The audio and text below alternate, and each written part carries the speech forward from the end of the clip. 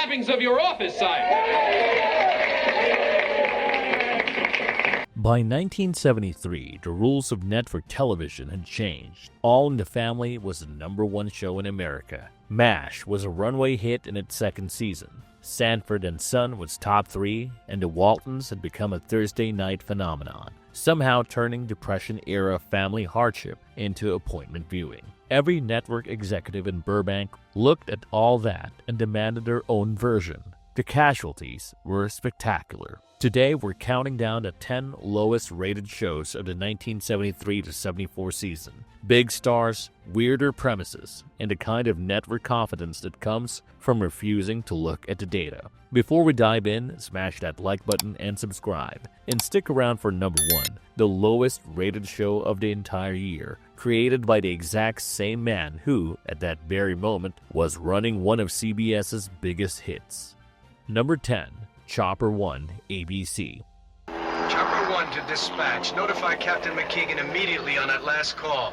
What if cops butt in a helicopter? That was the pitch. ABC said yes immediately. Chopper 1 premiered January 17, 1974, Thursdays at 8 p.m.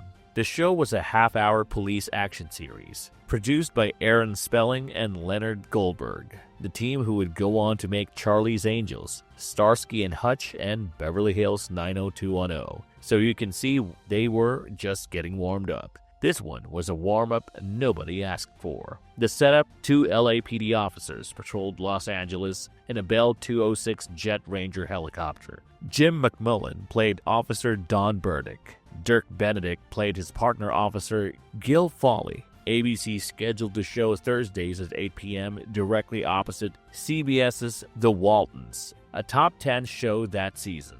ABC essentially threw it off a building. 13 episodes aired. Final broadcast April 11, 1974. Done.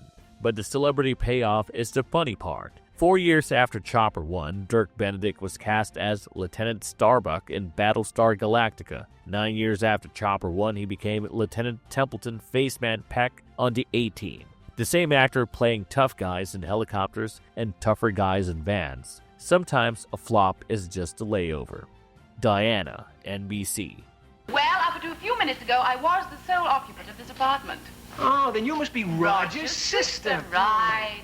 5 years after she'd married James Bond in On Her Majesty's Secret Service, and just 5 years after wrapping her iconic run as Emma Peel on The Avengers, Diana Rigg made her American television debut in a sitcom about fashion. Diana premiered on NBC on September 10, 1973, Monday nights at 8:30 p.m.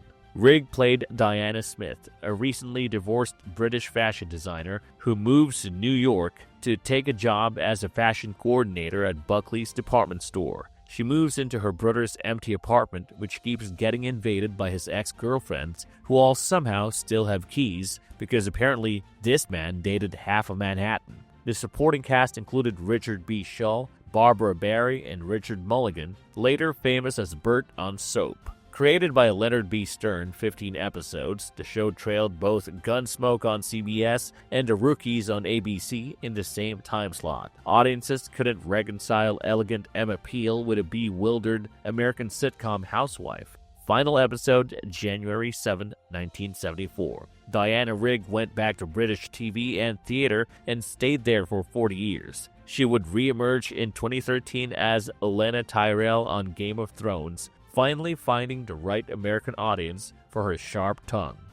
Love Story, NBC. In 1970, the film Love Story made Ally McGraw and Ryan O'Neal household names. It was the highest grossing film of 1971. It won an Oscar for Best Original Score. It made everyone cry, even people who don't normally do. By 1973, NBC and Paramount Television looked at all that emotional weight and decided what the world needed was a weekly anthology where it would happen all over again, with a completely different cast every time, and no Oliver, no Jenny, and no connection to the original story whatsoever. Love Story premiered on NBC on October 3, 1973, Wednesday nights at 10 p.m. The show used the Where Do I Begin theme from the film as its opening music. That was where the connection ended. Each episode was a standalone romance with new lovers, new tragedy, and absolutely no continuity. 12 episodes total. The behind-the-scenes payoff is Michael Landon. He had wrapped Bonanza in January 1973. He was about to launch Little House on the Prairie in September 1974. In between, he directed multiple episodes of Love Story. The man was clearly between gigs. Final episode, January 2, 1974. NBC scheduled it directly opposite CBS's Kojak. The bald cop won. The crying strangers lost. Needles and Pins, NBC.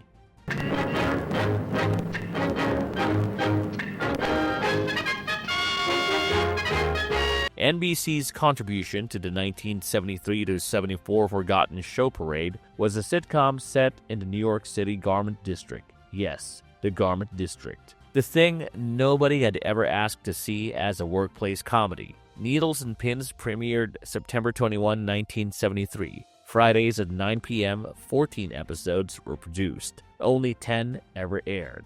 The show was set at Lorelei Fashions, a struggling women's clothing manufacturer on 7th Avenue. Norman Fell played the owner Nathan Davidson 4 years before he became famous as landlord Stanley Roper on Three's Company. Bernie Capel played the salesman Charlie Miller 4 years before he became Doc on The Love Boat. Louis Nye played the flamboyant designer brother-in-law Harry Karp. Deirdre Lenihan played a bright young designer fresh from Nebraska because the Garment District desperately needed someone to explain it to. The pilot was scored by Marvin Hamlish, who would win 3 Oscars for The Way We Were and The Sting the following year. Marvin Hamlish, pilot music, Needles and Pins. Why it failed. Workplace sitcoms in 1973 had The Mary Tyler Moore Show, MASH, and Bob Newhart already on the air. Garment industry stakes did not measure up. NBC pulled the show after 10 episodes aired. 4 sat in a vault. Norman Fell got a far better gig 3 years later. Nobody else thought about Lorelei Fashions ever again. Griff, ABC. What's the matter with you? How many times I gotta tell you? You don't finish the act with a downer, period! I wanted to sing it!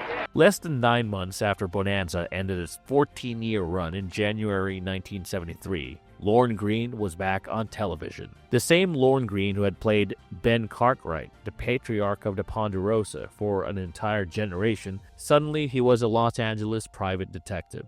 Griff premiered on ABC on September 29, 1973, Saturday nights at 10 p.m. Created by Larry Cohen, executive produced by, among others, a young Stephen Boncho, who would later create Hill Street Blues, LA Law, and NYPD Blue. So Griff is a small footnote in the much larger story of Bochco's career. Greene played Wade Griff Griffin, a 30-year-old LAPD veteran who quits the task force to become a private investigator. Ben Murphy played his younger brother. Vic Tabak, the Mel's Diner guy from Alice, played Griff's contact in the LAPD. 13 episodes, final episode January 5, 1974. Greene gave an interview to the Toronto Star calling the show one of the worst experiences I've had in 34 years and admitted he was actually relieved when ABC pulled the plug the day before Thanksgiving, 1973.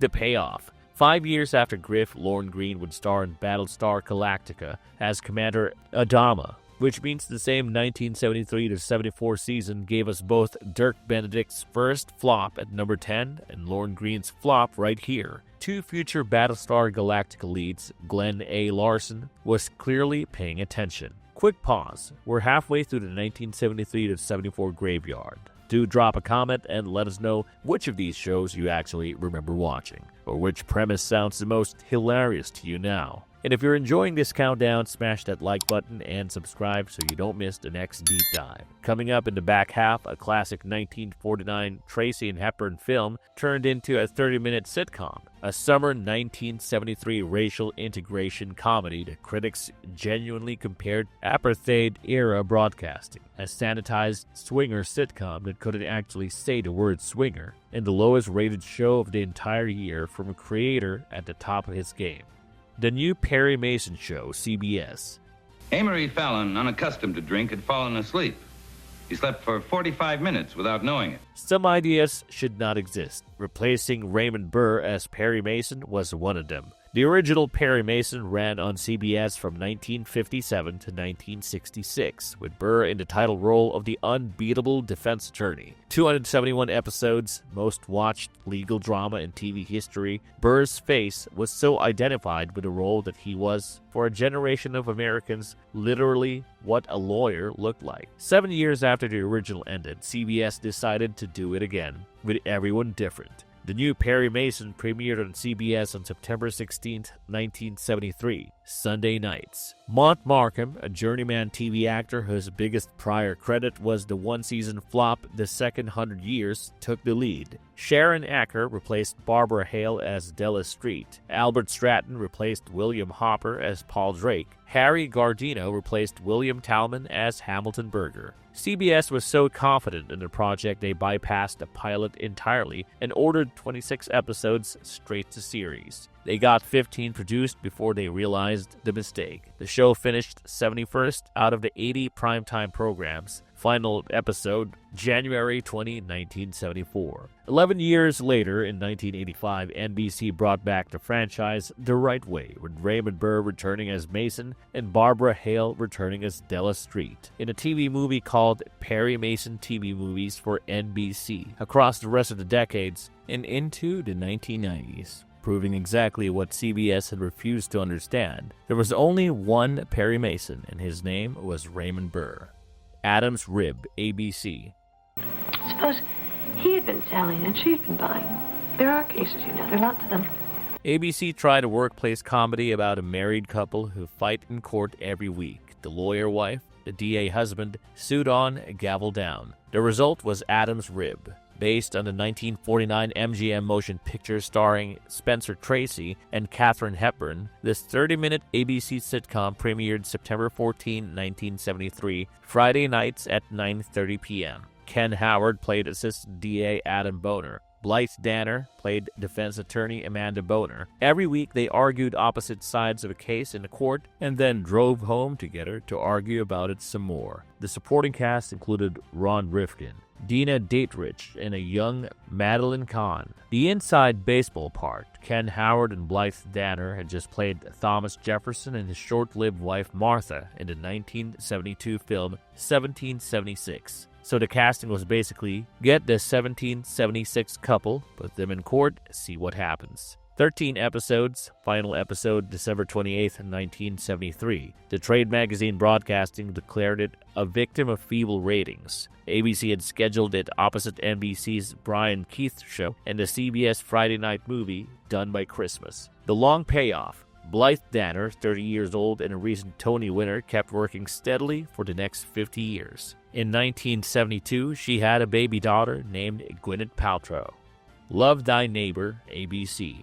A land where all men are equal, irrespective of race. ABC was getting beaten in 1972 by CBS's All in the Family, NBC's Sanford and Son, and CBS's Maude. The network looked at all those landmark sitcoms about race relations and decided they needed one too. The result was Love Thy Neighbor. Premiered June 15, 1973 as a summer replacement on ABC Friday nights at 9:30 p.m.